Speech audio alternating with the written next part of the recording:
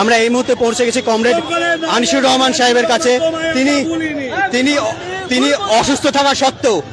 অসুস্থ থাকা সত্ত্বেও কষ্ট করে এসেছেন তারই উত্তরসূরি মুস্তাফিজুর রহমানের সাপোর্টে। কেমন লাগছে আপনার? ভালোই লাগছে, এত ভালো আর কি লাগবে। কংগ্রেস নেতাদের পক্ষে এটাই সবচেয়ে বড়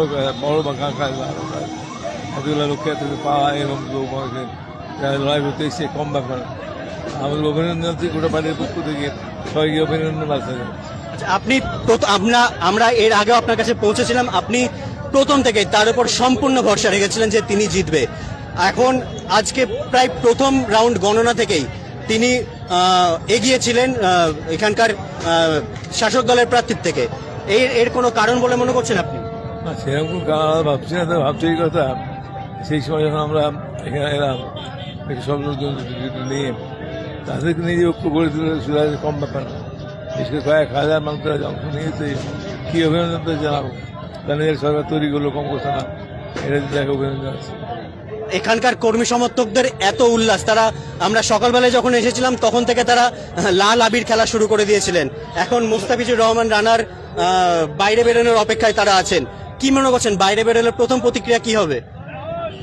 আসলে এটা হচ্ছে বুঝতে পারছি সবাই, এই মানুষের মনে যে জ্বালা ছিল, মানুষের মনে যে ক্ষোভ ছিল, সেই ক্ষোভ জ্বালা বহিঃপ্রকাশ। যারা হাঁটতে এসছেন, নির্গত এসছেন, বেশি লোক পেয়ে উৎসাহিত হয়েছেন। আর যারা চান্স না পেয়েছেন তবুও তারা পেছনে ঢুকে যে কোনো মিছিলে অংশগ্রহণ করছে। এটা আমাদের কাছে, সবাই কাছে বড় পাওনা। আপনি আজকে অসুস্থ থাকা সত্ত্বেও এত কষ্ট করে এখানটা এসেছেন, রাস্তা দিয়ে সবার সাথে দেখা করলেন। এতদিন পরে এত কর্মী সমর্থকদের একসাথে দেখতে কেমন লাগছে আপনার? আমি এর আগে নির্বাচনে নিয়ে কয়েকটা সভা করেছি, কিন্তু দমকল মাঠে একটা বড় কর্মী সভা হয়েছিল, এই মাঠে দিয়ে একটা হয়েছিল, দমকল হয়েছিল। একদম পায় না যেভাবে সময় আমার আসার যাচ্ছে। আমার রোগটা তো খারাপ, পার্কিনসন রোগ মানে খারাপ রোগ। আর সপ্তাহ এসছে, আর হচ্ছে আগামী দিনেও এখানে পারবো, জান দিয়ে যাবো, যতক্ষণই পারি। দমকলবাসীর সম্পর্কে কিছু বলতে চান? দমকলের মানুষেরও গালে সংগ্রামী, আজ শুধু না, অনেক সংগ্রামী নেতার জন্ম দিয়েছে, বাড়ি সাহেব জন্ম দিয়েছেন, এখানে অনেক জন্মিয়েছেন। তারা হচ্ছে আমাদের গর্বের ব্যাপার, তাদের গর্ব নেই। আমরা ঠিক আছে, আগামী দিনে আমাদের দিকে রাখতে হবে, এটা যে মূল কথা। অনেক অনেক ধন্যবাদ আপনাকে। আপনারা দেখলেন, আমরা কথা বললাম আনিসুর রহমানের সাথে।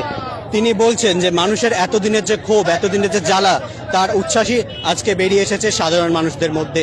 এত কর্মী সমর্থক, এত বাম সমর্থক, সবাই উঠে এসেছে সেই জ্বালা সহ্য করার পর। এতদিন ধরে সবাই আজকে রাস্তায় একত্রিত হতে পেরেছে, এমনটাই বলতে চাইলেন কমরেড আনিসুর রহমান।